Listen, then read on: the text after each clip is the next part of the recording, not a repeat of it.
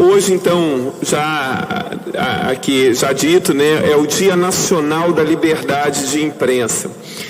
E quando a gente fala de liberdade de imprensa, é necessário também fazer uma distinção, né? O que a gente chama de imprensa? Porque hoje, assim, nos últimos tempos, na verdade, tem aparecido muitos sites de notícia que, na verdade, são sites noticiosos, né? Como um que o deputado Carlos Von mencionou aí, que não dá para chamar aquilo de jornalismo, né?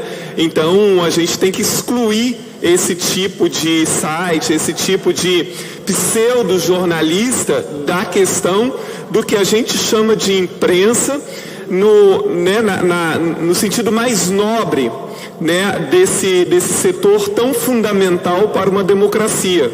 Quantas vezes a gente tem falado e quantas vezes tem se discutido o quão importante é a liberdade de imprensa para se manter a própria democracia.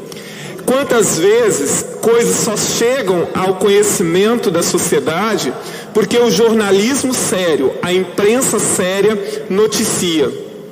Aí, quando a gente lembra dos grandes escândalos de corrupção no Brasil, a maior parte deles só chegou ao conhecimento da sociedade graças ao jornalismo investigativo, graças à imprensa séria, graças aos jornalistas sérios. E daí a necessidade de preservar e de proteger a liberdade de imprensa, sempre fazendo a distinção que uma parte daquilo que às vezes se chama de imprensa, a gente deve excluir disso, porque são falsos jornalistas,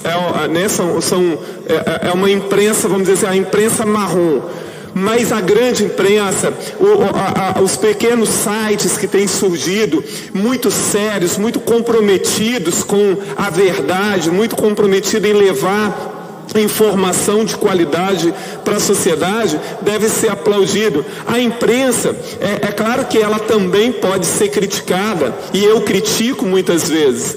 Há uma diferença muito grande entre, às vezes, você criticar a imprensa e você querer calar a imprensa, em você querer controlar a imprensa. Há uma diferença substancial. Assim como a imprensa critica o mundo político, nós também podemos criticar a imprensa e os jornalistas, mas não se pauta a imprensa e não se controla a imprensa, porque isso é fundamental. E a gente vê com muita preocupação os discursos, muitas vezes, de tentativa de controle da imprensa.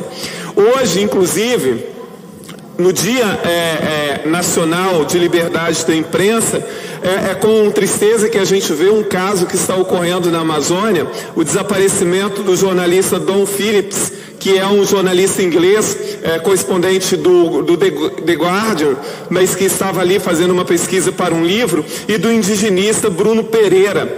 Também este mês, Dr. Mameri, completa 20 anos do assassinato do jornalista Tim Lopes, assassinado ao fazer uma matéria nas favelas do Rio de Janeiro sobre a questão do crime organizado, do tráfico, enfim. Recentemente a gente viu aqui em Vitória, numa manifestação, jornalistas da TV Vitória sendo expulsos da manifestação. Então não são poucos os casos que a gente tem visto no mundo e aqui no Brasil da violência contra jornalistas, da tentativa de calar o jornalismo, da tentativa de agredir a liberdade de imprensa. Então é com muita preocupação que a gente vê esse crescimento dos ataques à imprensa e dos ataques ao trabalho do jornalista sério, do jornalismo investigativo, enfim.